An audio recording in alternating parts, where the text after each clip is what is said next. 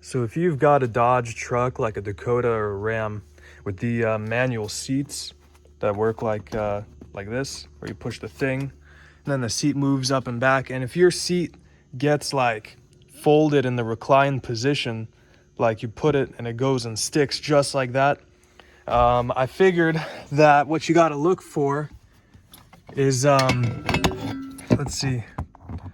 So you've got where I have my screwdriver, those two things.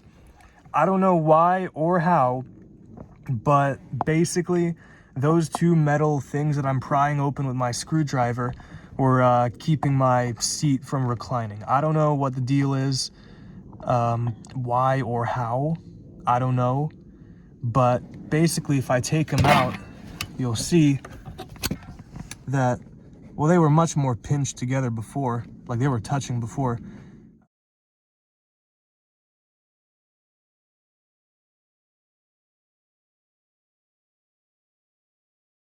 Basically, they would keep my seat from going backwards or forwards on this side. I have no idea how. But basically, if you're having this issue, I recommend like WD-40, and then you put a screwdriver right up into here. You kind of like chisel it in with a hammer. You pry it open, and then you move your little seat thing, and it should move better. Actually, before I pried these open, my little reciprocating piece there was absolutely stuck. It was not moving. So I guess that fixed that issue, and I hope this video helped you and makes your seats not stuck anymore.